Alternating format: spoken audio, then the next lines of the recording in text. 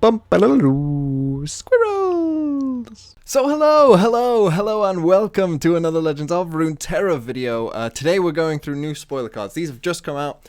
I initially was going to do, the balance patch, and if any new cards came out, I was going to do it as one. But then this video, I haven't seen all of them yet, so, this is going to be a first take for most of it. I just saw how many there were and thought, well, let's split it into two videos. If the balance patch isn't that exciting, then maybe I won't even talk about it.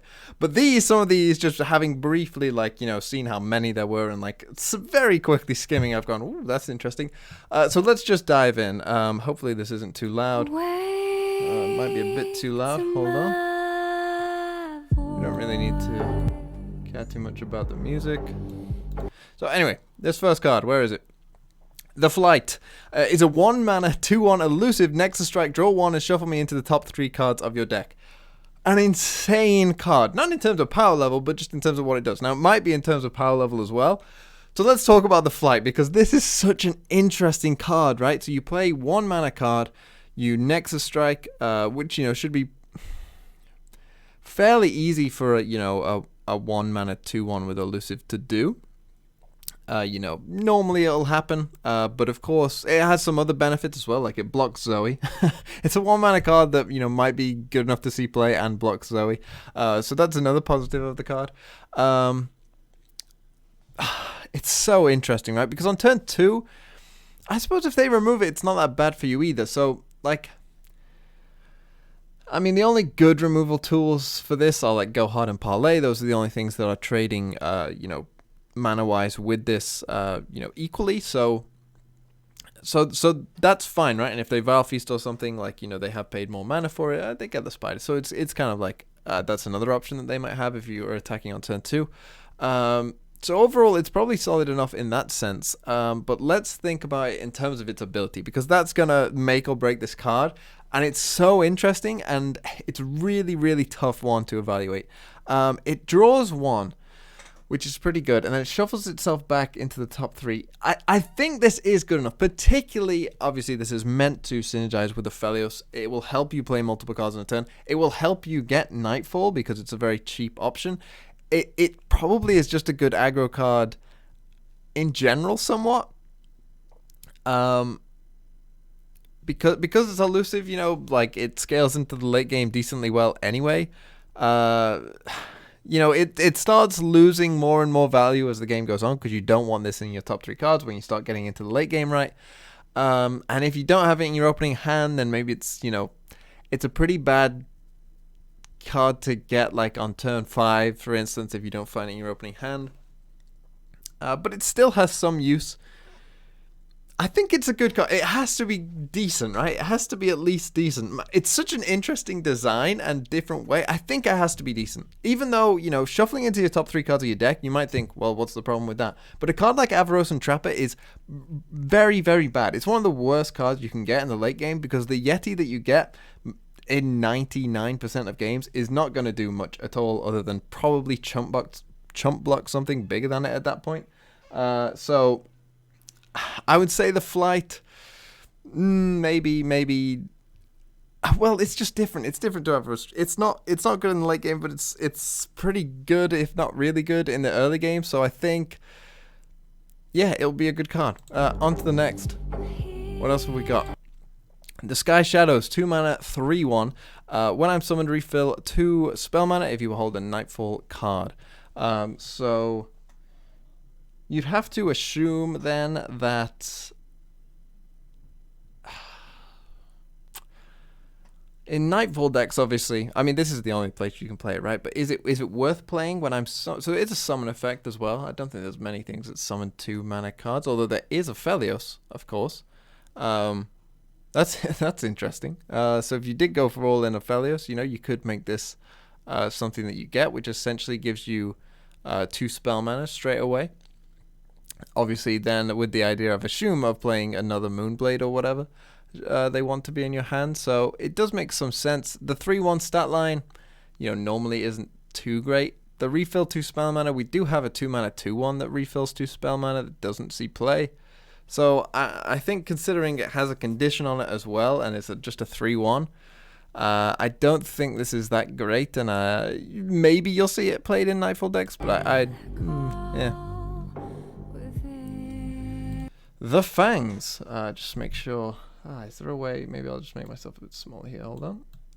I'll make myself small, just so that I'm not blocking things. The Fangs is a 4-mana 3/2 lifesteal. Play. Invoke a celestial card that costs 3 or less. Okay. So Sketcher, of course, sees play. We all are pretty familiar with the 3 or less celestial cards at this point, I imagine, with a lot of Zoe being seen. So we know that in general, they're pretty solid cards for you to get. On turn 4, you know, Crozen Strike is still pretty good into the late game. That's fine. You know, the Messenger can be okay. It can just draw you a card. Things like the Serpent aren't quite as good, but you are getting a 4-mana 3/2 with lifesteal, so there is some, like, you know, extra payoff there, I suppose. So I think this is decent, and definitely could see play, particularly in, like, you know, an all-in Celestial deck. You know, like a Targon Allegiance Celestial deck, it could definitely see some play. Outside of that, maybe, you know, it does have lifesteal. The lifesteal really might give this card a chance, but it is 4 mana. Like, it just dies to Mystic Shot, so it's like, we'll see. It might be a meta dependent card. We'll see. I think it's decent enough to at least see experimentation, but I don't think it's crazy good. It'll be okay, I think, is where I would probably put the Fangs. The Cloven Way, 5 mana 5/4. Overwhelm. Interesting. Nightfall. Stun an enemy. If it's a follower, stun it again at the start of next round. Well, that Yasuo Aphelios deck I was talking about, this will probably go right in there, I assume. Oh, this is interesting. Would it see play outside of, like, Yasuo or anything in that? Like Nightfall? I mean, you might play it in Nightfall. Like, think about it in terms of, like, you know, an opponent plays their 5-drop. You're in a Nightfall deck, right? Like the Nightfall, like, Nocturne Diana deck. Do they have a great turn 5 play? I don't think so off the top of my head. I'm not too familiar with that deck. I know they have Cygnus, which is 6. And I can't think of a 5-drop that they play, but they very well might. Anyway, they play a 5-drop, right? You activate Nightfall with something, and then you play this, and you stun that on, like, their attacking turn, and then you get the attacking turn on turn 6. It's stunned again, their 5-drop that, you know, was their big blocker that they were aiming to block with, and then, you know, you can just go in and smack them in the face with something with Overwhelm. Yeah, this probably could see some play. You know, Arachnoid Sentry has proven to us that, you know, being able to stun something is pretty valuable. And being able to stun something twice is probably pretty valuable. The fact that it affects champions as well could probably be pretty relevant. You know, think about, like, Feel the Rush decks.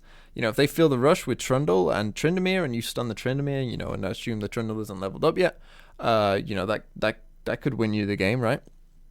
That's a potential game-winning play with something like this. So yeah, this could see some play. It's going to be dependent, again, on can you activate the Nightfall. Of course, that's going to be very important. Obviously, with Arachnoid Sentry, you don't have that thing. So you'll probably need, you know, like a low curve, like, burst speed spell heavy deck to make it work. But it could work. It very well could work. And we shall see. I'm liking this music. The Veiled Temple, 4 mana. Is this a landmark? It doesn't say, but I assume it is. Is this missing the landmark key? I'm pretty sure this is the landmark border, right? So I'm just going to assume it is, and with the name and everything else. Yeah, this must be a landmark, right? Each round, the first time you play 2 other cards, refill 2 mana, not spell mana, and grant your strongest ally 1/1. Okay. So each round, the first time you play 2 other cards, refill 2 mana, any mana, not spell mana. Grant your strongest ally 1/1. They're granting the strongest ally probably isn't going to matter that much, so let's just see that as, like, a tiny added bonus. I don't think that's going to, like, make or break the game most of the time, but the first time you play 2 other cards, refill 2 mana. So it's a 4-drop, though. So what, you just, like, go... Man, that's interesting again. Like, you go... you kind of have to... You know what this card reminds me of? It reminds me of Von Yip quite a lot. Where it's like, you have a bunch of 1-drops in hand and say Von Yip, and you wait till turn 4 to play all of the 1-drops so that you can get something from Von Yip and, you know, have a kind of thing going on there. That's what this card is reminding me of. Obviously, it doesn't get removed as easily as Von Yip.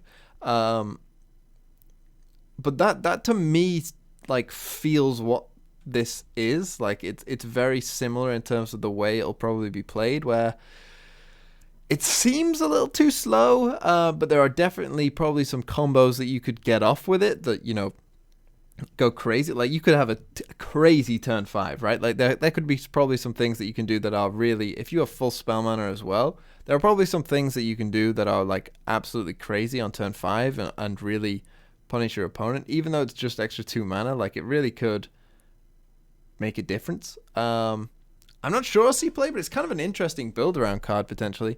But like I say, it reminds me of Von Yip, but it's kind of like, where else does it go?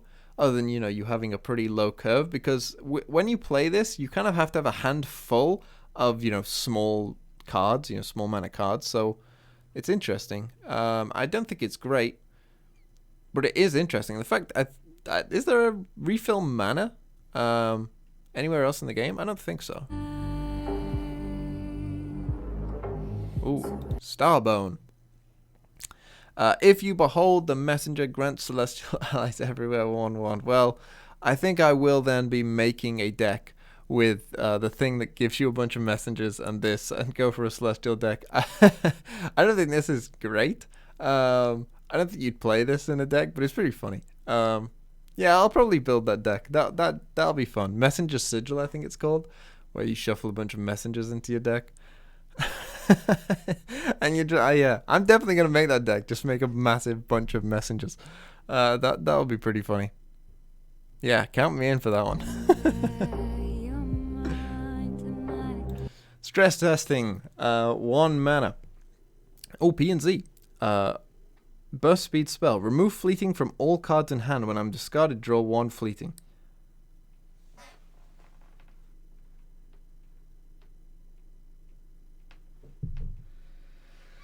Oh my god.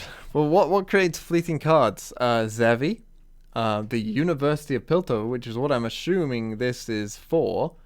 That would make sense. But then you discard your hand anyway, right? That's start next turn, so maybe it doesn't make that much sense. Maybe it's more of a Zevi card.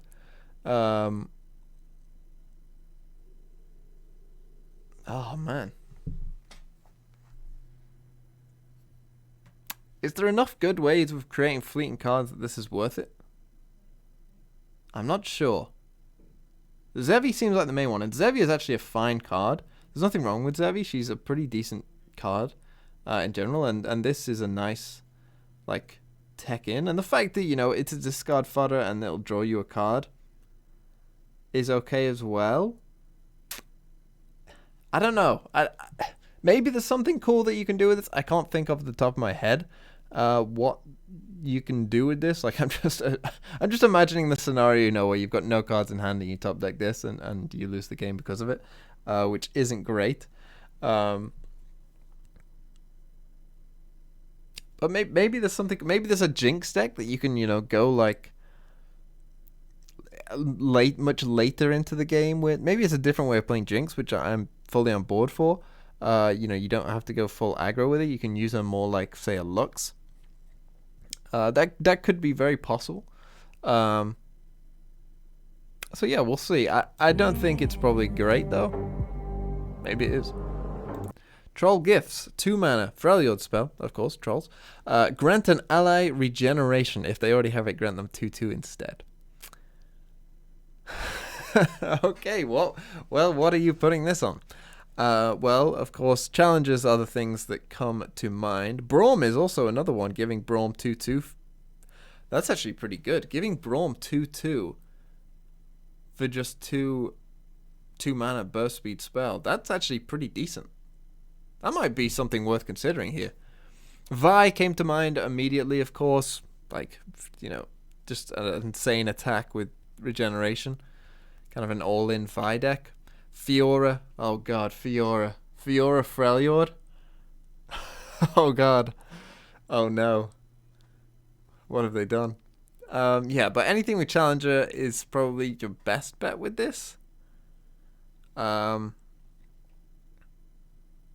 can't really think of too many other things that really require this. But Braum, Fiora, and Vi all like scream to me the the most logical. Maybe we'll get a Fiora Braum deck. It's possible. I don't know. Maybe we will. It's interesting. Ember Maiden, something like that. You know, I'm trying to think of cards that need regeneration. But I think the three that I named at the start are probably the best options you've got, and then any other challenger is also a decent option as well. So yeah, interesting card. I'll definitely have to play around with that. Definitely with Braum. I'm interested with Braum in this. That could be really sweet. Close your eyes. Gluttony. Shadow Isles, 3 mana fast speed. Kill an ally with Last Breath to summon a follower from your deck that costs 1 more. Oh, I love it. It is fast speed though, so that does take away, like, you know, your obvious, the first one that came to my mind at least was of course Curse Keeper, but obviously your opponent could just kill Curse Keeper and it stops this, and you've paid 3 mana to do nothing aside from remove your Curse Keeper. Undying could be interesting. That is a Last Breath, right? It's not. I'm pretty sure it's Last Breath. So Undying could definitely be interesting. And obviously, the thing is, you have to think about what you're summoning. I don't know all the Last Breath followers from the top of my head. If there's one that costs like 5 or 6 and you can summon something that like Rekindler or whatever, that could be very interesting with Gluttony. I can't think of any off the top of my head. There might be some. You know, something like Swiftwing Lancer just came to mind. You know, the 5/4 Challenger. It would then give you a 6-drop plus, you know, the. But is that really worth it? I'm not sure that that's worth it. You have to have a very specific, you know, idea with what you want to get with this card, and for this kind of card to work, there has to be like multiple different things that you can target. You probably need about, you know, at least 2 very good targets for this to work, and then maybe like a third one that's okay for this to see play. So I'm not quite sure, but then again, I can't think of cards off the top of my head which have Less Breath. In my mind, they aren't that high costed most of the time. Maybe we'll get some though, and yeah, maybe we'll get some right here and I'll be wrong. Flurry of Fists, 3 mana burst speed spell, grant an ally 1/0 and quick attack. If it already has it, grant it double attack instead. Ooh. So can you get Overwhelm and quick attack on something? Can anything get Overwhelm and quick attack? Because to me, you'd only ever... That's what you'd be doing with this, right? You'd be looking for the... Getting something with Overwhelm and quick attack to have double attack so that it can smack the opponent twice. What can you get Overwhelm and quick attack on? I'm drawing a blank. Because outside of that, you know, this isn't that great of a card, I don't think. Like, you know, we've got cards that grant something 1/1. We've got cards that give something quick attack. Neither of them see play on their own. So granting an ally 1 attack and quick attack, you know, I mean, sure, it'll save them, you know, once, and then, you know, they'll troll chant and it'll die anyway. Or sharp sight or whatever, and you've paid an extra mana than them as well. So to me, this is only about getting double attack on something, and in my head, I can't think of anything that needs it. Maybe I'm wrong. Particularly in Ionia. I know it's obviously meant to go with Horns of the Dragon, but yeah, I can't think off the top of my head what has Overwhelm and Quick Attack. There probably is something, and I'm just being stupid. So by all means, let me know that I'm stupid. more powder monkeys. 4 mana slow speed. Powder Pandemonium. Summon a powder monkey and give a random enemy vulnerable this round for each time you've activated Plunder this game. That's just not that great, right? like, even if you've activated Plunder a bunch of times, it requires you having, you know, a board that could then kill their board. Like, it could give you good trades across the board, but then, you know, it's requiring them, like, for this card to be worth it, in my opinion, they need to have a big board. You need to have a big board. You have had to activate Plunder, you know, 3 or 4 times during the game as well. And that has to be set up for this card to make sense, which, aside from that, I just don't think it does that much. So yeah, I don't think this would see play. Wow, Claws! 5 mana, slow speed spell. An ally strikes an enemy. If it has Overwhelm, deal excess damage to the enemy nexus. Interesting. So, if it has Overwhelm, and it's an ally strike, so it's not you know, it's not like a single combat where they both strike each other. It's just, I hit you. It's like Concerted Strike. Ooh. Ooh, if it's like Concerted Strike, then this might be pretty good. Might need a specific deck. But I mean, like, look at something like Darius, right? Like, but then again, what's better, this or Decimate? Decimate's just kind of more reliable. I don't know, man. It needs a specific deck. So the Overwhelm Aphelios deck, right? Would it get played in that? Because that's the one that makes the most sense. Would Wild Claws see play in the Overwhelm deck, Aphelios Noxus? Maybe.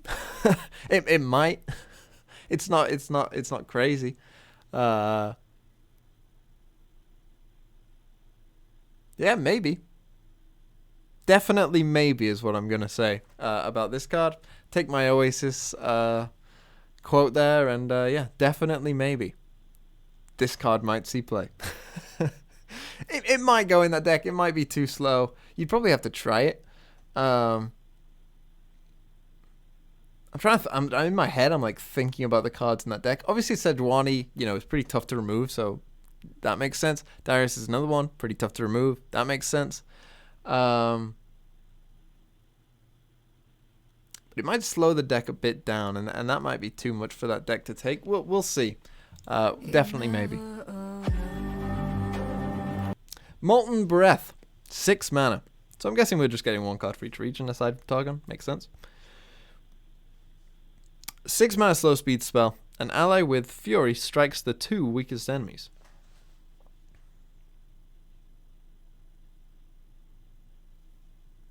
Huh. So obviously it's a dragon. Or Plunder Paro if he got Fury, or, you know, the other Paro, the PNZ one. But yeah, it's got to be a dragon. An ally with Fury strikes the 2 weakest enemies. It's slow. The dragons are pretty big, so it being slow, like, it's not great, but in terms of, like, it being countered, right, and not being burst speed and them trying to remove the unit, you shouldn't be too hard pressed. I'm trying to think about, like, it's 6 mana, so I'm thinking about Lux, of course, initially. I'm not sure there's a Lux dragon deck out there, but, you know, maybe this card sparks one, right? Lux Targon with dragons. Could be interesting, right? And again, it just strikes the 2 weakest enemies. It's kind of similar to Rasa, you know, where your opponent, if they've only got two things on the board, then you know, it'll potentially kill them. Demacian Targon, like, dragons control with Asol. Again, this just makes me think, what were they thinking with Shyvana? Because Shyvana just doesn't fit that whole idea. I get that she levels up and then she gives you something, but Shyvana just feels out of place with what that deck is, like, trying to do, especially with cards like this. Yeah, I mean, maybe it'll see play, right? Maybe it's like a one-off. I don't know. Again, it's very specific. You know, if they've got 2 1/1s down on the board, this essentially becomes useless. Not useless, because maybe it gets rid of their chump blockers, but at the same time, it's like, you'd never want to play that card and feel good about it. So, I think it's too conditional for where the game is right now. Is that it?